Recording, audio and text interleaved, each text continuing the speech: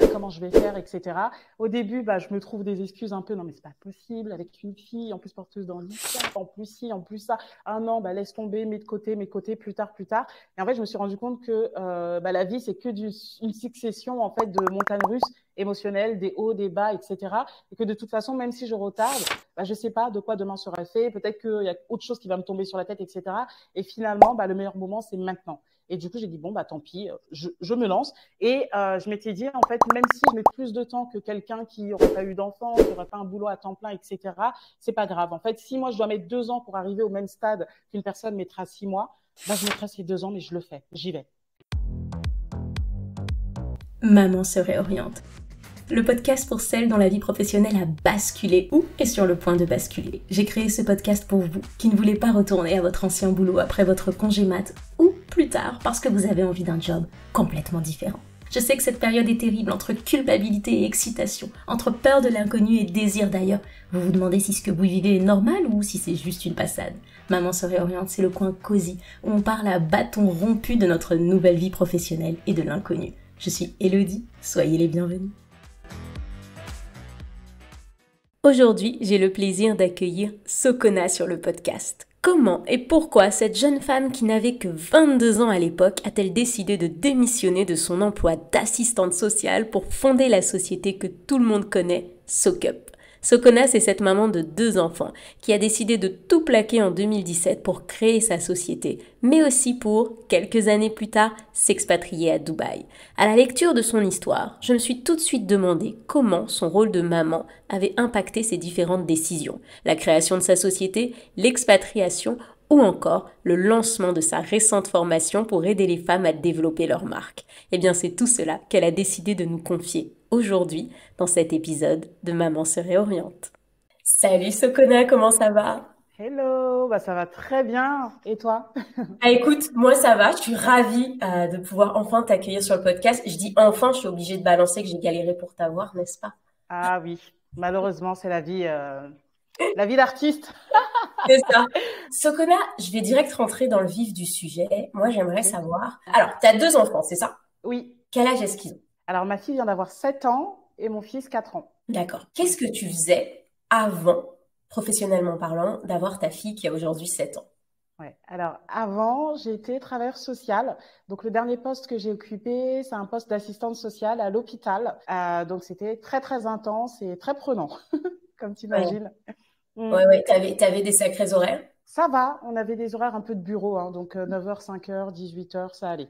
Vraiment, pour le coup, ça allait. C'était plutôt en termes de... J'imagine, entre guillemets, que tu ramènes les dossiers à la maison, Ouais, psychologiquement c'est parlant. ça. Exactement. Donc, sur le papier, on me dit, quand tu fais les études, les problèmes, ça reste dans le bureau et puis à la maison, voilà. Mais bon, des fois, tu as des situations qui sont tellement critiques, etc., que tu peux pas. Et en plus, en fonction de ta sensibilité sur certains sujets, etc., ça te prend, quoi. C'est vraiment prenant. Tu coupes jamais, en fait. Alors, comment se passe ta première grossesse de ta fille? Comment est-ce que tu la vis? Horrible. Alors moi, c'est officiel. Je déteste être enceinte. J'adore mes enfants, mais je déteste être enceinte. Les 2 grossesses, c'était catastrophique. Tu m'as demandé la première, mais je réponds pour les 2. Et vraiment horrible, en fait. Jusqu'au moins 5-6 mois, je vomis, j'ai des nausées, je perds du poids, mais vraiment, vraiment. Et c'est horrible, quoi. Par exemple, tous les matins, j'avais un rituel. Je me levais, il fallait que j'aille vomir. Et en fait, comme j'étais à jeun, quoi, j'avais le ventre vide, et je vomissais ma bile. Je ne savais même pas que c'était possible. Et donc, le truc jaune fluo qui te brûle la gorge. Non, horrible, horrible. Tout le temps. Et puis après, j'aime pas être enceinte. Voilà. Vraiment horrible, horrible. Donc voilà. Et après, à la contrario de beaucoup de personnes où la faim, c'est horrible, tu sais, avec les gonflements, etc., et le ventre qui est trop, trop gros, etc., moi, c'est le contraire. Après 7-8 mois, quand j'arrive vers la fin, ça va beaucoup mieux parce que j'ai plus de nausées, plus de vomissements. Donc voilà. Et au vu de ma morphologie, j'ai pas eu des très, très gros ventres. En fait, quand j'étais à 9 mois de grossesse, on avait l'impression que j'étais à 5-6 mois, quoi. Donc voilà. Et, et pendant tout ce temps-là, c'est horrible. Tu continues de travailler? J'ai été en arrêt quelque temps, mais c'est vrai Ouais. que moi, j'aime pas, entre guillemets, rien faire. Je m'ennuie vite, etc. Et du coup, c'est vrai que je forçais, je poussais jusqu'au moment où c'était plus possible. Parce que quand j'étais enceinte de ma fille, je bossais pas à l'hôpital. Donc, j'ai été dans un service où on s'occupait des personnes, tu sais, en procédure d'expulsion, etc. Et du coup, je faisais les visites à domicile, en fait, toute la journée. Donc, avec la route, etc., c'était vraiment très fatigant. Mais j'essaie de pousser au maximum jusqu'à, je crois, vers 7 mois. Après, je me suis arrêtée. J'ai eu le congé pathologique et après, j'ai enchaîné sur le congé mater, quoi. Et pendant cette grossesse que tu as Ouais. détectée, qu'est-ce que tu te disais sur l'après-grossesse en fait? Est-ce que pour toi c'était clair, après le congé mat, tu reprends le boulot, tout était planifié? Oui, plus ou moins. En fait, moi, je me doutais, je me disais peut-être vers les 1 an. En tout cas, je me voyais pas après 3 mois, surtout que j'avais pour projet et j'ai pu allaiter. Donc, du coup, pour moi, c'était impensable à 2, 3 mois là, de laisser mon bébé. Donc, je savais que de toute façon, j'allais soit me mettre en congé parental, soit essayer de... parce qu'en fait, j'avais aussi plein de congés et puis Mhm. accumulés, etc. Donc, j'allais gratter un maximum pour essayer de revenir le plus tard possible. Et en parallèle, à peu près à 8, 9 mois de grossesse, j'avais eu une réponse pour la crèche, une crèche privée qui était en face du boulot. Et du coup, j'avais eu une place, donc c'était super. Et du coup, je crois que ma fille a commencé à 6 mois. Donc, j'ai enchaîné, j'ai repris le boulot. T'as repris le boulot, ok. Ouais, Et alors, est-ce que ça s'est passé comme tu l'imaginais quand t'as repris le boulot? Déjà, attends, comment est-ce que tu ouais. t'imaginais? Est-ce que tu t'étais dit, ok, ça va rien changer, je vais pas forcément penser à ma fille, je vais reprendre le boulot tranquillement? Ouais, ça c'est en fait quand t'es enceinte, t'as plein de projections, plein de choses et finalement après t'as des enfants. Comme on dit avant, j'avais des principes, maintenant j'ai des enfants. Là c'est exactement pareil. Tu dis oui, moi je vais être une maman comme ci, comme ça, etc. Moi c'est vrai que je pensais que ça allait pas être trop dur de laisser mon enfant, etc. Et finalement, oh là là, je pensais tout le temps à elle, etc. Et vraiment au début j'étais pas du tout concentrée sur mon boulot quoi. Et après voilà, avec le temps, petit à petit, on s'y fait. Et sachant qu'en plus, quand j'ai accouché de ma fille, peut-être 5, 6 mois après, au moment où j'ai repris le boulot, en fait, parce que moi, j'aime bien me donner des problèmes, j'ai lancé ma boîte en même temps. Donc, j'avais le projet en micro-entreprise de SockUp, du coup, et la garde de ma fille et mon boulot à temps plein. Mais alors, attends, parce que là, tu nous l'as balancé un petit peu comme ça, là. Oui, j'ai lancé ma Ouais. boîte, ok. Alors, qu'est-ce, qu'est-ce qui s'est passé, en fait? Tu sais, j'ai lu l'histoire de SoCup, etc., mais je me suis demandé quand même, Mhm. à quel moment tu as eu le déclic? Est-ce que ta fille, en plus, ton nouveau rôle de mère, a eu un lien avec ce déclic? Parce qu'en Ouais, plus, c'est quand même un projet en plus très féminin. Donc, je me suis dit, elle a eu une fille, est-ce qu'il y a eu quelque chose? Enfin, tu vois. ouais. Est-ce que ta fille, elle a un rapport avec ce projet que tu lances ou est-ce qu'en vrai, secrètement, tu l'avais déjà en tête avant d'être enceinte? Alors du coup, on peut dire oui et non, dans le sens où moi, c'est vrai que ça faisait longtemps que je voulais entreprendre. Le premier déclic que j'ai eu, c'est en fait quand j'étais salariée et que un de mes responsables m'avait refusé des congés. Et en fait, il m'a dit non, non, il faut que tu sois là, je sais plus pourquoi, etc. Et j'ai dit mais c'est quoi cette vie? What the fuck en fait? En fait, je peux pas aller en vacances, je peux pas décider. Moi, je peux pas vivre ça pendant 40 ans, 45 ans et espérer avoir une retraite en plus travers social, t'es pas super bien payé, donc une retraite minable. Et j'ai dit non, en fait, ça me convient pas. Voilà, je veux pas de ça, je veux pas de cette vie, etc. Sauf que j'avais un gros problème, c'est que j'avais pas d'idée. C'est bien beau de vouloir entreprendre, mais qu'est-ce qu'on fait? Qu'est-ce qu'on lance?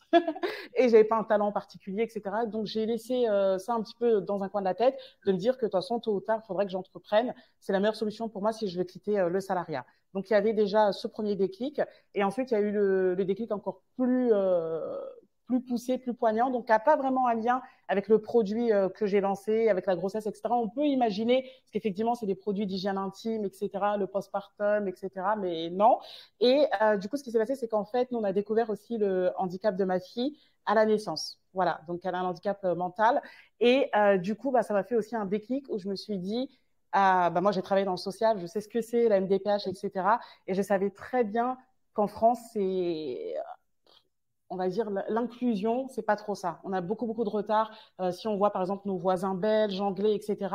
Et du coup, ça m'a aussi donné envie de quitter la France, peut-être d'aller voir ailleurs, etc. pour elle. Et du coup, tout ça mis bout à bout, ça m'a vraiment avancé dans ce projet-là. Ça m'a donné des vrais objectifs, une vraie détermination. Tu Voilà. nous balances tout ça comme ça, là. Ouais, Donc, voilà. en fait, c'était une C'est vrai équation. qu'on n'a jamais parlé. Bah Hein? ouais, c'était une équation énorme, en fait. Il y a eu plein Ouais, de choses qui sont venues se rajouter. exactement. Euh, Ouais. Parce que moi, je me rappelle la dernière fois qu'on s'est vu lorsque je suis venue à Dubaï, il y a un truc qui m'a Ouais, choquée, c'est que tu m'as dit qu'en fait, limite, que tout avait démarré vraiment pour SoCup lorsque tu avais quitté la France pour Dubaï. Alors ouais, que moi, mon idée, c'était, ah bah, elle avait tout explosé avec SoCup, elle s'est dit, ouais, bon ben tiens, maintenant la vie ici, ça me convient plus, je pars. Alors qu'en fait, ouais. tu pars entre guillemets, ça c'est la vision extérieure, tu pars, Mm. c'est un petit peu risqué quand même, parce que c'est vraiment le début de la boîte. Ouais, non, je suis pas partie directement. En fait, c'était en 2017 que j'ai lancé la marque. Donc, j'avais commencé à travailler dessus fin 2016 et officiellement, j'ai lancé en 2017. Donc, quasiment un an après l'arrivée de ma fille. Et je suis pas partie directement à Dubaï. Je suis partie à Dubaï fin 2019. Donc, en fait, c'est justement quand j'ai eu la sécurité financière avec SoCup où Ok. vraiment, bah là, ça se développait bien, c'était récurrent, etc. On s'est dit oui, là, c'est bon. Finalement, pour SoCup, pour ce projet-là, on a juste besoin d'une connexion Internet. On peut bosser partout sur la planète. Voilà. Et du coup, tout c'est bien goupillé, quoi, entre guillemets. Mais ça s'est pas fait directement. Ça aurait été trop risqué. Est-ce que le choix de Dubaï, il est aussi fait pour justement pour tes enfants et pour ta fille à ce moment-là? À ce moment-là, t'as que ta fille, c'est ça? Ouais, c'est ça. Non, quand je suis partie à Dubaï, pardon, j'avais mon fils, il avait 6 mois. Ah, Voilà. Donc du coup, oui, oui, complètement. En fait, il y avait aussi bah, le choix personnel. Moi, j'ai un coup de cœur pour cette ville, etc. Mais voilà, ça c'est pour moi. Et vraiment, ce qui m'a le plus poussé, bah, c'est les enfants. Je me suis dit en fait, avec tout ce qui se passe en France, la qualité de l'éducation, bah, le souci aussi par rapport à ma fille ou l'inclusion, je sais très bien que c'est très compliqué, où tu en baves pour avoir juste une AVS à mi-temps, etc. Et en fait, tout ça mis bout à bout, ouais, le choix de Dubaï, il a été tellement évident. Donc au début, on pensait aussi peut-être au Canada, aux États-Unis, etc. Donc Canada, le froid, ça m'a refroidi littéralement. Et les États-Unis, bah, du coup, ce qui me dérangeait par rapport à Dubaï, par exemple, c'est l'insécurité. Ou moi, juste le fait que tout le monde peut se balader avec une arme, je peux pas. ok. Voilà quoi. Et du coup, avec des enfants, etc., on a fait le choix de Dubaï pour son climat sécuritaire et la qualité de l'éducation, vraiment. C'est vrai, c'est marrant, tu sais. Moi, j'ai ma petite sœur qui est en situation de handicap et qui vit en France. Et tu Ouais, as tellement raison, en fait. J'ai l'impression que c'est une guerre au quotidien pour avoir le moindre petit truc, en fait. voilà, c'est ça. Et C'est je trouve ça. que c'est un choix, hein. C'est un choix de Mm. dire, OK, je sais que je vais être en guerre tous les jours. Ouais. Ou, bon, maintenant, je me casse, comme tu Voilà, c'est ça. Et moi, dis. c'est vrai que je suis très politique, comme je sais pas si tu connais la rappeuse Kenny Arcana, Ouais. argentinaise. Et en fait, elle avait une phrase que moi j'avais retenue et que vraiment qui me fait écho. Elle disait en fait, on combat pas le système, on n'essaie pas de combattre le système en le combattant. Donc je crois que j'ai oublié un mot avant, mais bon. Et en fait, on le combat en apprenant à faire sans lui. Et c'est vrai que moi, je suis comme ça. Au début, j'étais très révolutionnaire, travailleur social, on va sauver le monde, oui, oui, oui. Et au bout d'un moment, tu te rends compte que le système, il est tellement défaillant que peut-être que le mieux, c'est bah, toi d'aller faire ton lifestyle, faire ta vie où tu veux et le laisser, quoi, comme il est. Voilà. Ça Ouais, peut paraître lâche, mais franchement, chacun sa vie, chacun ses problèmes. J'ai qu'une vie. Je suis égoïste pour ma vie et je l'assume complètement. ah, j'adore. Écoute, j'aimerais faire un petit pas en arrière. Tout à l'heure, tu m'as dit Ouais. que à un moment, quand tu avais eu ta fille, tu étais encore salarié. Et Mhm. on est d'accord que c'est en même temps au début que naît SoCup. D'accord? Ouais. Comment ça se passe, ce moment où il y a les deux dans ta tête comme ça? Et en plus, ta fille, Ouais, comment tu bah, t'organises? une tempête. En fait, je me dis, bah, comment je vais faire, etc. Au début, bah, je me trouve des excuses un peu, non, mais c'est pas possible avec une fille, en plus porteuse de handicap, en plus ci, en plus ça. Ah non, bah, laisse tomber, mets de côté, plus tard, plus tard. Et en fait, je me suis rendu compte que bah, la vie, c'est que une succession, en fait, de montagnes russes émotionnelles, des hauts, des bas, etc. Et que de toute façon, même si je retarde, bah, je sais pas de quoi demain sera fait. Peut-être qu'il y a autre chose qui va me tomber sur la tête, etc. Et finalement, bah, le meilleur moment, c'est maintenant. Et du coup, j'ai dit, bon, bah, tant pis, je me lance. Et je m'étais dit, en fait, même si je mets plus de temps que quelqu'un qui n'aurait pas eu d'enfant, qui n'aurait pas un boulot à temps plein, etc., c'est pas grave. En fait, si moi, je dois mettre 2 ans pour arriver au même stade qu'une personne mettra 6 mois, bah, je mettrai ces 2 ans, mais je le fais, j'y vais. Voilà, c'est vraiment ça, l'état d'esprit que j'ai eu. C'est hyper important ce que tu viens de dire, parce qu'il y a quand même une sacrée notion d'acceptation, de bah oui, je suis consciente de ma situation, je suis consciente que j'ai un petit bébé, et c'est OK, et du coup, ça va peut-être prendre plus de temps, parce que parfois, tu sais, on a la Ouais, grosse frustration, on voudrait que ça se passe exactement au même rythme que les ouais, autres, non, c'est impossible. et en fait, c'est pas possible. Ben non, c'est pas possible. Bon Sauf si alors, tu as je sais pas, t'as une personne qui est là avec ton enfant qui le garde H24, mais sinon, c'est pas possible, quoi. ça Mm. n'existe pas, je Ouais, l'ai pas trouvé encore. Tu arrives à Dubaï, du coup, avec 2 enfants, ouais, avec une entreprise qui est en pleine explosion, avec SoCup. euh, Mhm. avec ton mari. On n'a pas mentionné, tiens, comment est-ce qu'il te Ouais. soutient dans tout ça à ce moment-là? Quand tu commences à lui dire, tu t'inquiètes pas, je suis salarié, je vais créer une boîte en même temps, on a la petite qui a 6 mois.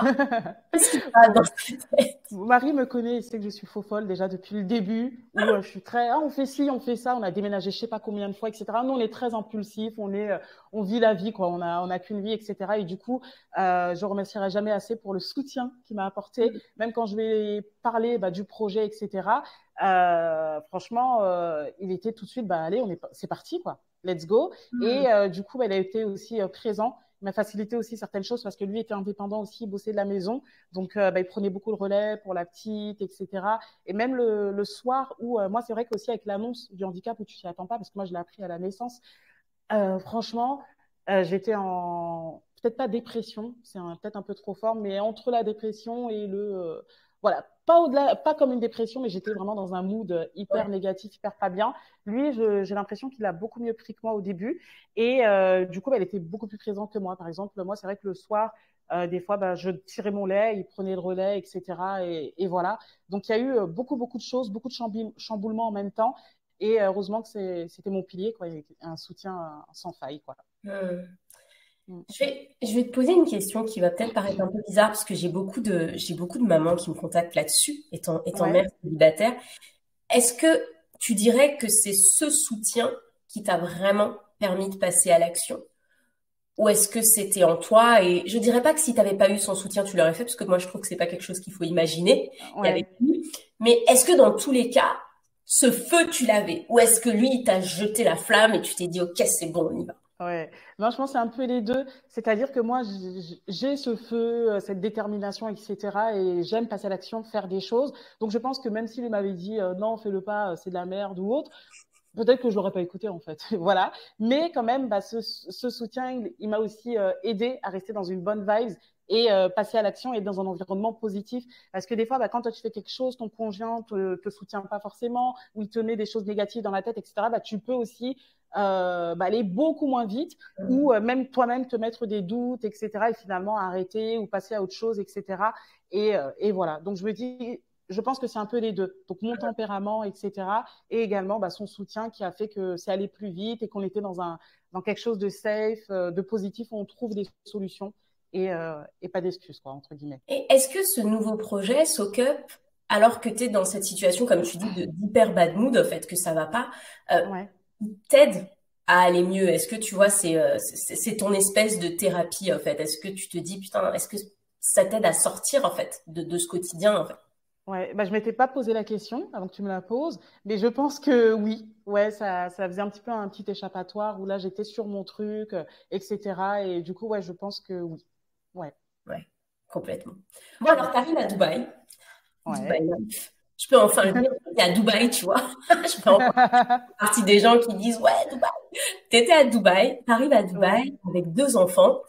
Euh, et alors, j'imagine que moi, je me suis expatriée et je sais que, franchement, les premiers mois, moi qui ai une phobie administrative, c'est quand même Ouais. c'est quelque chose, quoi. Ouais. Comment est-ce que tu gères cette installation avec une boîte en pleine expansion et 2 enfants qui sont tout petits? T'as ton fils qui a Ouais. 6 mois. Ouais. Comment ça se passe? Et que j'allais être exclusivement. Du coup, bah, ce qu'on a fait pour faciliter un petit peu les choses, par rapport à ma fille, en fait, c'est mes frères qui nous l'ont ramené, entre guillemets, un mois après. Donc, comme ça, moi, ce que je voulais, c'est qu'au moins, quand elle arrive tout de suite, elle a sa chambre, etc., elle est tranquille. Et ça nous permettait aussi d'avoir qu'un enfant, entre guillemets, et pas deux avec nous pour gérer justement tout ça. Après, ce qui est bien aussi avec Dubaï, c'est qu'au niveau de l'administratif, bah, c'est très différent de la France. En fait, ils sont pas très paperasses. Eux, tant que tu as ta carte bleue, ton téléphone, tu peux tout faire. Vraiment, tu peux tout faire avec WhatsApp. Et c'est vraiment, comme on dit, Dubai Life. Tout est simple. C'est vraiment une ville de service. Et du coup, bah, les choses sont allées quand même assez vite. C'est pareil, par exemple, pour le logement, tu n'as pas un dossier à déposer, etc. C'est vraiment, bah, tu visites le logement, il te plaît, tu payes, parce que les loyers se payent à l'année ici. Donc, tu payes et puis tu signes, quoi. On s'en fout d'où vient l'argent, qu'est-ce que tu fais dans la vie, est-ce que si, est-ce que ça, est-ce que tu es noir, est-ce que tu vas pas faire du bruit, il n'y a pas tout ça. Voilà. Donc, du coup, bah, les choses vont beaucoup, beaucoup plus vite. Pareil, bah, Dubaï, c'est quand même une ville, si on prend les Émirats au sens large, où il y a 90% d'expatriés, en fait. Donc, du coup, bah, je pense qu'ils se sont bien posé la question de comment on fait pour faciliter l'installation de toutes ces personnes. Voilà. Donc, du coup, finalement, les démarches administratives, etc., ça a été, c'était pas le plus compliqué. Après, ça a été bah, aussi l'ameublement, le fait de continuer aussi à travailler sur SoCup, avoir un enfant aussi en bas âge avec nous, etc. Donc, voilà, tout ça jumelé, c'est vrai que c'était très, très intense. Mais on était deux et voilà. Et ça l'a fait. Et je veux revenir sur un truc de fou que tu as dit et que j'adore. Euh, Ta fille, elle est restée 1 mois avec ta famille. Non, mais Ouais, j'adore parce qu'en fait, on se fait l'idée de la femme qui se fait toute seule, qui doit tout faire toute seule, qui doit... ouais. Et en fait, toi, tu as identifié que, alors attends, on va peut-être se faciliter la vie et pour elle, c'est Mm, peut-être mieux. Et ouais. tu as accepté l'aide de la famille, en fait. Mm. Ah bah Et, oui. et, et ça a été, n'est-ce pas? Ah bah oui, et heureusement. Je ne sais pas comment j'aurais fait si on avait eu les deux. Oh, on aurait mis 4 fois plus de temps. Ça aurait été après été au rythme des enfants, puis ils n'ont pas le même rythme. Entre, je sais même plus, elle avait quel âge? 2016. Bon bref, moi j'ai un problème avec les dates de toute façon. Bon bref, entre avec 2 enfants, etc. et tout, vraiment ça aurait été la cata. Et c'est vrai que moi aussi je suis d'origine malienne. Et c'est vrai bah, au Mali, par exemple, comme on dit, c'est un village qui éduque, qui élève un enfant. Et c'est vrai que là-bas, bah, l'enfant du village, entre guillemets, il est à tout le monde, entre guillemets. Et si la maman a besoin de se reposer, etc., elle le fait. Et c'est vrai que, par exemple, nous, dans la culture malienne, chez les Soninké, donc l'ethnie dont je suis originaire, par exemple, quand tu accouches, généralement, il est commun que tu ailles chez ta mère les 40 premiers jours et que en fait, bah, tu es une princesse là-bas et que tu te reposes, tu connectes avec ton enfant et que ta maman s'occupe de tout le reste. Et si c'est pas la maman, c'est une tante, une belle-mère, etc. Et par exemple, au pays, bah, c'est tout le village qui va s'occuper de la mère parce qu'elle vient d'accoucher, elle vient de donner vie, elle doit connecter avec son enfant. Et du coup, bah, tout le reste est pris en charge par le village, la communauté. Et ça, je trouve ça très, très beau. Et voilà. Donc, moi, je ne l'ai pas fait quand j'étais en France, mais je suis allée bah, justement chez ma sœur, parce que ma mère était malade aussi à cette époque-là. Je suis allée chez ma sœur qui m'a vraiment soulagée pendant 2, 3 semaines. Et après, on est rentré à la maison. Voilà. Donc ça aussi, c'est C'est une trop. richesse. Mm. Je peux vivre dans ta famille. Mm. Oui, 40 jours. Ouais. Cannes. Alors, quand tu arrives, donc du coup, tu es à Dubaï, ta fille te rejoint, vous Ouais. commencez votre quotidien d'expatrié entrepreneur. Euh, Ouais. on a loupé une étape, attends. Ton mari, Laquelle? ton mari, Oui. il dit pas n'importe quoi, il te rejoint dans l'aventure entrepreneuriale. Est-ce que c'est ça? Oui, c'est ça. Alors lui, bah, comme je te disais, il était indépendant, il bossait à côté, et c'est aussi ce qui m'a permis de me lancer. C'est-à-dire que de toute façon, on avait cette sécurité financière que lui, il avait ses commissions, son salaire, etc. Et du coup, même si moi, les premiers mois, je gagnais rien entre guillemets avec SoCup, ça allait, le loyer était payé, et tout. Peut-être qu'on n'irait pas en vacances, mais au moins il y avait cette sécurité-là. Et du coup. Au bout d'un moment, en fait, mon mari a toujours été là hein, dans l'activité. C'est même lui qui avait trouvé le nom SoCup. Et depuis le début, il me soutient, il est là quand des fois c'est lui qui allait envoyer les colis, etc. Quand j'avais beaucoup de tâches, etc.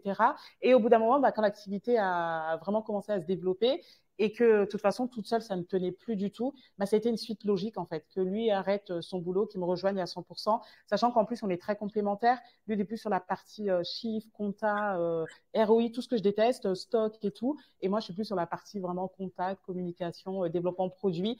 Euh, Du coup, ça a fait sens, quoi. Et du coup, ouais, on bosse ensemble là, depuis plusieurs années. Encore une fois, problème avec les dates. Donc voilà. Alors, comment est-ce que vous vous organisez au quotidien avec 2 enfants expatriés? J'imagine que tu n'as pas forcément de famille à Dubaï, non? Non, ouais, ça c'est le plus dur en plus pour moi qui est très famille de base. Et du coup, bah, comment on s'organise? Déjà, la chance qu'on a, c'est qu'on a une nanny ici. Donc, elle est là. On a un adulte supplémentaire dans la maison quand même. Donc, ça Mhm. va. Ça va. Et du coup, franchement, elle nous soulage. Et c'est une personne incroyable. Elle est là depuis le début.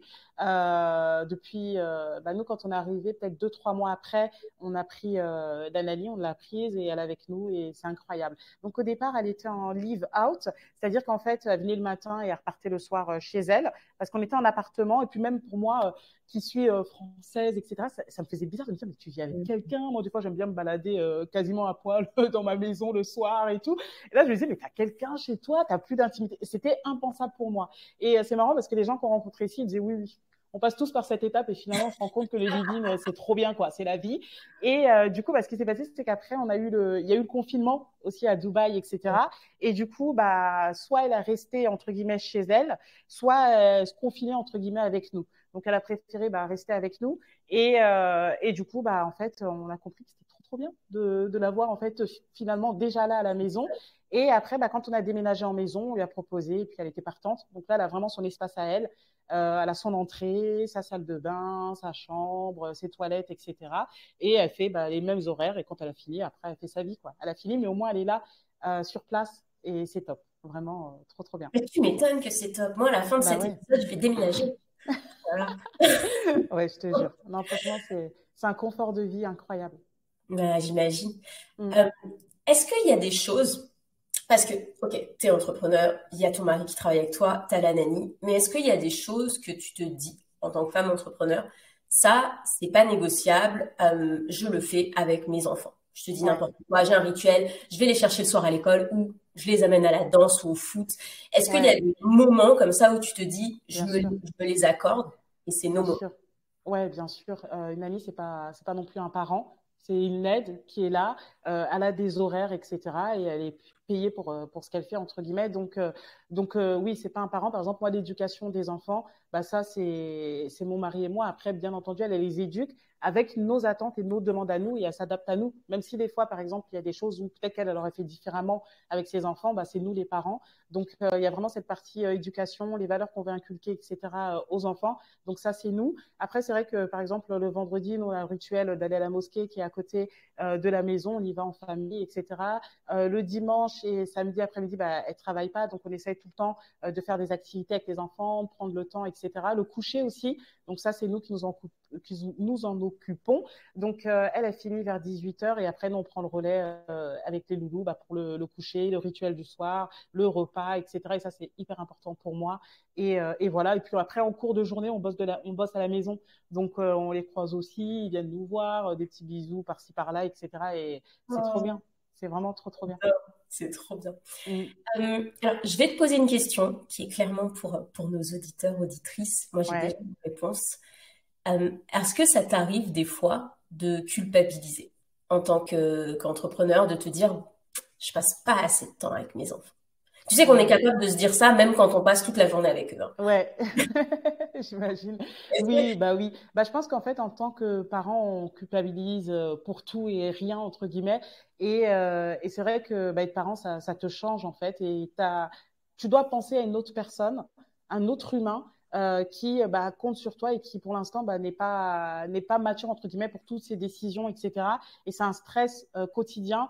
Et oui, tu culpabilises, tu te poses beaucoup de questions. Est-ce que j'ai bien fait? Est-ce que je passe assez de temps avec eux, est-ce que si, est-ce que ça, et oui, ça c'est tout le temps. Après, ouais, voilà, c'est ça. On peut dire la charge mentale aussi, et c'est normal. Donc du coup, bah, il faut accepter aussi ces émotions. Il faut accepter aussi que tout soit pas parfait. Et c'est vrai que moi, je suis dans une politique désormais. Au début, j'avais beaucoup de pression avec ma première fille, et puis dès que le deuxième est arrivé, on a été dans un truc plus no stress et tranquille, quoi, tranquille, lâcher prise. Voilà. Tu m'étonnes. Euh, Mm. on a vu les côtés très positifs de l'entrepreneuriat. Euh, Ouais. Mais moi, j'aimerais qu'on parle maintenant des côtés négatifs. C'est parce Ouais. qu'en fait, je sais qu'il y a beaucoup de personnes qui nous écoutent et il y a beaucoup de gens qui rêvent l'entrepreneuriat, Ouais. surtout lorsqu'on devient maman pour avoir plus de temps, etc. Mais moi, je Mm. me dis honnêtement, il y a des jours où je me dis, putain, si j'étais salariée, au moins je Ah pourrais bah les oui, poser mes vacances et j'aurais pas besoin de travailler sur bah la bien plage, sûr. tu vois. Donc, Non, bien sûr. tu as identifié ça clairement. Ouais, complètement. Et du coup, c'est vrai que la vie d'entrepreneur, surtout sur Instagram, TikTok, etc., on a cette vision de girl boss, liberté, etc. Mais la première année, pour la plupart d'entre nous, je pense que déjà, il faut qu'on se paye. L'objectif, c'est déjà de se payer. Et les premiers mois, tu ne te payes pas. Donc, il y a un stress. Tu comptes plus tes heures. Tu n'es pas sur 35 heures. T'as pas de vacances. En tout cas, pour la plupart, avant de créer, entre guillemets, un système, bah, moi, par exemple, pendant plus de 3 4 ans, j'ai pas pris de vacances, quoi. Je Euh, n'ai pas pris de vacances. Même pendant ma lune de miel, j'ai bossé. Tu vois, c'est fou. Et du coup, bah, parce que je suis entrepreneuse et que j'avais pas encore une équipe, bah, du coup, si je fais rien, il se passe rien dans le business, quoi. tu vois, entre guillemets. S'il y a personne pour envoyer des commandes, bah, les commandes, elles partent pas, les clients sont pas contents, ou tu mets en pause le site, mais du coup, bah, tu perds des parts de marché, etc. C'est vraiment intense l'entrepreneuriat et c'est pas ce qu'on nous vend sur les réseaux sociaux. Après, c'est vrai que quand tu as atteint un certain stade, un certain niveau, que tu as une équipe, que tu as créé un système, ou même sans équipe, mais que tu as automatisé les process, et ben là, après, tu souffles un peu. Mais avant d'arriver à ce stade-là, il y a une étape qu'on montre très très peu sur les réseaux sociaux et que les gens n'ont pas forcément conscience. Et cette étape, elle est vraiment très intense et c'est là que beaucoup de personnes lâchent aussi parce qu'ils se rendent compte que ah oui, c'est pas what the fuck quoi. Et en tant que salarié, j'étais beaucoup moins fatiguée, beaucoup moins stressée que depuis que j'entreprends. Il y a pas photo. Ouais, le stress. Mm. Ouais, ouais. Et est-ce que parfois ça affecte, de manière légère, bien sûr, ta relation avec tes enfants? Dans le sens où, tu sais, moi, quand j'arrive, qu'il y a un gros lancement, que je suis très stressée, je Ouais, sais, j'ai beaucoup moins de patience pour lui. Je bah lui oui. dis, c'est très compliqué.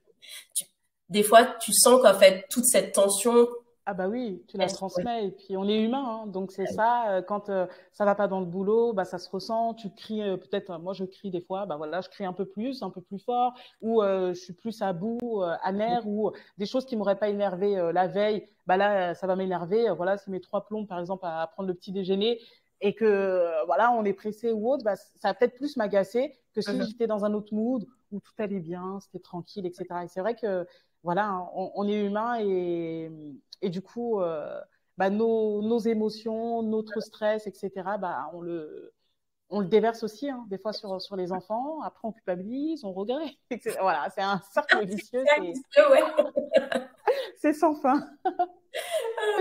Et Mm.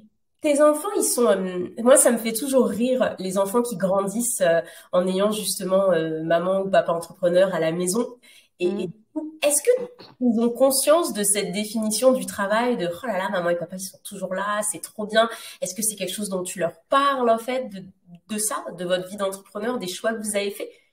Oui, bah, je pense qu'à cet âge-là, ils comprennent pas forcément ou voilà, mais des fois, voilà. Par exemple, quand ils viennent dans le bureau, bah, ça arrive des fois, on est en call avec des collaborateurs ou autres, ou des clients ou que sais-je. Et en fait, par exemple, si la amie, je sais pas, elle était ailleurs ou autre, et il y en a un qui se réveille de la sieste, qui ouvre la porte comme ça, qui débarque, etc. Et on leur dit, bah, on travaille là, etc. Mais je sais pas s'ils conscientisent pour le Mhm. moment ou pas. On essaie d'expliquer que en fait on travaille, etc. Voilà, mais je sais pas s'ils conscientisent ou pas pour le Et moment. est-ce que dans le discours que tu as avec eux, parce que moi, mon fils, il va avoir 4 ans et il a déjà ce discours de qu'est-ce que tu veux être plus tard, que tu peux être, ce que tu veux, etc. Est-ce que tu sens, en fait, que les choix que tu as fait dans ta vie, et de justement quitter le salariat, en fait, de vivre tes Oui, rêves, ça impacte le discours que tu as, en fait, lorsque tu le... oui, bien sûr, parce que l'entrepreneuriat, je trouve que c'est une école entre guillemets de développement personnel, où tu vas apprendre énormément sur toi, où tu vas mieux comprendre que en fait, bah, ta seule limite, c'est toi entre guillemets, à manager ton temps, à t'organiser. En fait, ça apprend tellement de choses que bah, tu comprends que beaucoup de choses en fait finalement sont dues à la confiance en soi, au syndrome de l'imposteur, etc. Et c'est vrai que tout ce que j'ai appris dans l'entrepreneuriat, bah, je l'inculque à mes enfants de dire bah, de toute façon tu pourras faire ce que tu veux, ce que tu souhaites, etc. La seule limite, entre guillemets, c'est toi. Et puis, il y a plein de choses aussi dans la confiance en soi, etc., de persévérer, de continuer, etc. C'est des choses que je pense que si je n'étais pas entrepreneuse et que je n'avais pas cette réalité-là, en fait, j'aurais une autre vision de la vie, des choses, et ben, je n'aurais pas pu inculquer ce que je ne sais pas, en fait, tout simplement. Donc, ouais, bien entendu, le discours et puis aussi ce non-stress, entre guillemets, par rapport aux études, etc., c'est très important. J'espère Ouais. qu'ils vont faire des études, etc. Mais finalement, je me dis, même sans avoir un master 2 en je sais pas quoi, machin, tu peux aussi être aligné avec ta vie, même sans forcément gagner beaucoup d'argent, mais tu peux faire beaucoup de choses avec tes mains, avec ton mindset, etc. Et que les études, c'est pas le Graal et c'est pas ça qui va être vecteur de ta réussite ou non. Alors que je pense que si j'étais restée dans le salariat, bah, j'aurais voulu les pousser à l'école, etc. Et là, c'est vrai que par exemple, tout ce qui est le périscolaire, pas le périscolaire, si c'est le mot, tout ce qui est en dehors de l'école, tout simplement, le sport, etc. Bah, c'est des choses sur lesquelles où, bah, pour moi, c'est autant important que l'école. Alors que je pense que si j'étais restée dans le schéma salarié, j'aurais pas eu cette vision-là. Je suis vraiment complètement d'accord. Je me rends compte. Moi, mon fils, je lui prends la tête avec la persévérance, en fait. Je lui dis, pour moi, Ouais. dans la vie, on persévère Mm. et qu'il sache lire, écrire, etc. Ça a vraiment, tu vois, plus trop Ouais, d'importance, en fait. Pour moi, maintenant, grâce à l'entrepreneuriat, c'est les qualités de vie. Qu'est-ce que tu amènes? exactement. Et c'est extraordinaire. Mm. C'est quoi les projets à venir, Sokona? Là, entre guillemets, on va se calmer un petit peu. C'est vrai que là, j'ai eu beaucoup de chamboulements, beaucoup de changements, de choses, etc. Donc là, on vient d'acheter la maison. Donc je pense qu'on va se poser un petit peu dans cette maison, parce qu'on aime trop déménager, etc. Et là, ça va être un petit peu la phase de on profite un peu aussi. On a travaillé dur pendant 5-6 ans. Là, maintenant, il est temps de aussi profiter et puis se rendre compte que de toute façon, la boîte, elle tourne. Et ça, c'est quand tu arrives à ce stade-là, c'est incroyable. Et j'aurais jamais pensé que ça aurait été aussi rapide, entre guillemets, dans le sens où finalement, même si ça a été dur, même si j'ai pas compté mes heures, même si, ça m'a pris 5 ans dans ma vie. C'est quoi 5 ans? Quand tu penses à que voilà, les gens travaillent pendant 40-45 ans. Et aujourd'hui, c'est vrai que là, par exemple, le mois dernier, pendant un mois, on était quasiment totalement off au niveau du boulot. Et ça a quand même tourné. Et c'est même incroyable parce qu'on s'est même posé des questions, puisqu'on a fait un mois extraordinaire. C'est le meilleur mois de l'année qu'on a fait. Et on s'est dit, en fait, finalement, est-ce qu'ils ont vraiment besoin de nous, quoi? C'était trop marrant. On en a rigolé, quoi. Et du coup, on a même pas travaillé 1 heure par jour. Et finalement, ça pousse, ça continue. Le contenu, il est toujours créé. Les clients, ils ont des réponses à leurs questions. Le SAV, il tourne. Les commandes, elles sont envoyées, etc. Et c'est vrai que c'est incroyable. Et en parallèle, moi, j'ai lancé aussi un projet dans l'infoprenariat de formation, etc. Donc, mes futurs projets, ils vont être positionnés plus sur ça. Mais je vais y aller vraiment tranquille, quoi. Alors, stop. Non, alors, parce qu'on va y venir, mais Sokona, elle vous balance des trucs comme ça, tu vois, des petits trucs. T'es lancé en parallèle un petit projet. Donc, non, ce n'est pas du tout un petit projet. Tu as Mm. lancé en parallèle un truc de fou, c'est-à-dire qu'aujourd'hui, tu formes les femmes, en fait, Ouais. à créer leur propre marque, leur propre business, en fait. C'est Mm. ça? Ouais, c'est ça. Les femmes et les hommes aussi. J'ai aussi des clients hommes. Ouais. Et voilà. Et oui, c'est incroyable. En fait, c'est que comment ça m'est venu, c'est tout simple. C'est que en fait, j'ai le compte SockUp. Donc avant Mhm. que c'est moi qui le développais, etc. J'ai pas de moyen de payer un community manager, social media manager, tout ça. Maintenant, il y a une équipe qui gère vraiment les réseaux sociaux. Et en parallèle, moi, j'ai ouvert aussi un compte perso pour justement partager des coulisses de l'entrepreneuriat, ma vie à Dubaï, etc. Et pas mettre tout ça sur SockUp, parce qu'il y en a, ils en ont rien à faire. En fait, ils suivent SockUp pour les culottes, les maillots, etc. Et la vie de l'entrepreneuse, ils s'en fichent. Et ceux qui, voilà, pour vraiment faire une distinction entre les deux. Et du coup, sur ce compte-là, il se passe pas un jour où on me pose pas des questions en fait sur l'entrepreneuriat. J'aimerais me lancer, mais j'ai peur. J'aimerais me lancer, mais par quelle étape je dois faire? Qu'est-ce que tu penses de ce projet? Des gens qui m'envoient leur étude de marché, et puis je dois leur donner un avis dessus, etc. Ah ouais, il y a vraiment de tout, hein, parce que les gens ils pensent qu'on est bénévole aussi. Ça c'est une autre parenthèse. Du coup, ça a fait, c'était une continuité en fait de dire, en fait, tout ce que moi j'ai appris, si je peux permettre aux gens de gagner du temps, parce que moi j'ai perdu énormément de temps. Hein. À l'époque, c'était pas du tout, il n'y avait pas autant de contenu sur l'entrepreneuriat, etc. J'ai appris comme ça en fait, en des petits bouts par-ci par-là, j'entendais, je me formais tout seul, etc. Et j'ai perdu des fois des années sur des choses. Et du coup, si je peux tout condenser dans une formation et la proposer aux gens pour qu'ils gagnent du temps, franchement, voilà. Et c'est comme ça que c'est venu ce projet-là. Et puis maintenant, j'ai d'autres projets, d'autres formations, etc., etc. Et voilà. Mais je vais y aller vraiment doucement. Est-ce qu'il y a peut-être derrière dans ta tête une envie aussi d'accompagner, et j'aime pas parler comme ça parce que tu vois, ça fait un peu la folle, mais là, ça me fait Mmh. penser à ça, d'accompagner l'ancienne toi, là, tu sais, celle qui a démarré, qui a dû creuser, qui a dû trouver les infos toute Ouais, seule, etc., où tu te dis, ben non, en fait, moi, j'ai ça, j'ai tout savoir, et je vais les oui. aider à aller plus vite, en fait. Exactement, c'est ça. Et c'est vrai qu'au final, moi au départ, quand j'avais lancé ma boîte, j'avais des objectifs surtout financiers par rapport à des projets personnels pour ma famille, pour moi, etc.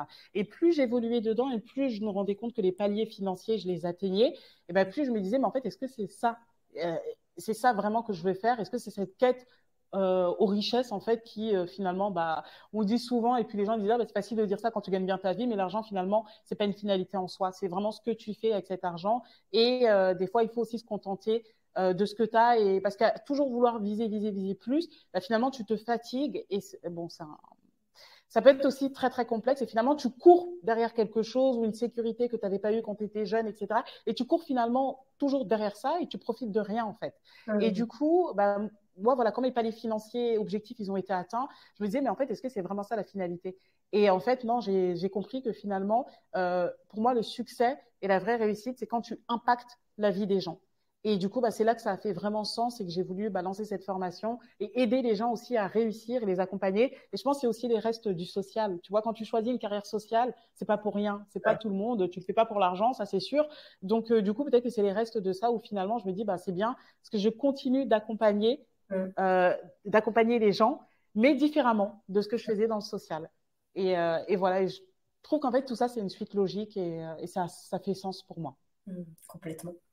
Si, pour finir, Sokona, si là, il y a des personnes qui nous écoutent, qui sont exactement comme tu étais après avoir eu ta fille, Ouais. qui ont envie de se lancer, mais qui n'osent pas, qu'est-ce que tu leur dirais? Bah moi, je leur dirais, pour ceux qui ont envie de se lancer, bah, faut se lancer, en fait. Et le bon moment, c'est tout de suite. C'est pas, quand ma fille, elle sera à l'école, quand mon fils, il serait machin, etc. Parce qu'en fait, le bon moment n'existe pas. C'est-à-dire que quand tu arriveras à ce stade-là, il y aura d'autres choses qui vont aussi qui vont te dire, ah bah non, bah, j'ai aussi cette excuse-là maintenant. Ah, il faut que j'attende ci, il faut que j'attende ça. Et finalement, le bon moment n'arrive jamais. Et je pense que vraiment, dans une vie, quand tu arrives à la fin de ta vie, voilà, dans le meilleur des cas, vers 70, 80, 90 ans, et bah, du coup, je me dis, cette sensation, elle doit être horrible de se dire, bah, en fait, la vie est passée tellement vite et je suis passée à côté de tout parce que je me suis fiée au regard des gens, parce que j'ai pas eu confiance en moi, parce que j'ai pas osé, etc. Et avoir que des regrets et se dire, et si, et si, et si. Et vraiment, pour moi, je pense que ce truc à vivre, il doit être tellement horrible et je souhaite pas aux gens. Et du coup, bah, c'est pour ça qu'il faut faire. Et après, on a le droit de se tromper aussi. Et souvent, en plus, on le dit, hein, la première entreprise que tu lances ou le premier produit que tu lances, c'est pas celui en fait, qui va te rendre riche ou qui va atteindre les objectifs que tu voulais. Et du coup, bah, il faut tenter. Et c'est pas grave, on a le droit de se tromper, on a le droit d'essayer. Et au moins d'essayer, et finalement, même de se dire, bah, finalement, non, l'entrepreneuriat, c'est pas fait pour moi. J'étais persuadée que je voulais, j'avais ce fantasme, etc. Mais finalement, je suis beaucoup mieux avec mes 35 heures, mes 5 semaines de congé. Et puis, je vais plutôt développer ma carrière ou ma vie de maman ou que sais-je. Et on a le droit aussi. Parce qu'il y a aussi cette pression de si tu arrêtes, tu es lâche, etc. Il faut pas abandonner, les vrais gagnants abandonnent jamais, etc. À un moment donné, ça va quoi. En fait, on vit notre vie, on vit pas pour les gens et voilà, on vit pas pour les caméras comme on dit. Et à un moment donné, bah, vivons notre vie. Et si on est plus heureux en étant salarié, en travaillant 35 heures ou en étant maman à temps plein, etc. Bah, on le fait quoi. En fait, c'est notre vie. Et on s'en fout quoi, en fait, du regard des gens, des autres. Et voilà. Et je pense que ça doit être tellement horrible de se dire je suis passée à côté de ma vie. Et du coup, bah, c'est pour ça qu'il faut passer à l'action. Il faut faire, essayer. Au pire, qu'est-ce que tu as à perdre? En fait, c'est ça le truc. Tu n'as rien à perdre. Et au moins, tu pourras dire, bah, j'ai essayé. Et j'ai vu que finalement, bah, soit bah, c'est exactement ce que je voulais et puis je suis bien dedans, épanouie, ou soit bah, finalement, c'est pas ce que je voulais, etc. Mais au moins, j'ai essayé, j'ai fait et j'ai pas de regrets. Voilà. Bah écoute, merci beaucoup Sokona, merci pour ta présence sur le podcast et bien, j'espère que l'épisode vous a plu et je te dis à très bientôt. Ciao, ciao. J'espère que cet épisode t'a plu. Si toi aussi tu te poses des questions actuellement sur ta vie professionnelle, si tu as l'impression de ne plus forcément être à ta place là où tu es actuellement, sache que j'ai créé un quiz pour toi totalement gratuit pour te permettre d'y voir un petit peu plus clair. Tu le trouveras dans la description de cet épisode. Je te remercie encore d'avoir été là, je te remercie encore d'avoir écouté ce podcast et je te dis à très bientôt.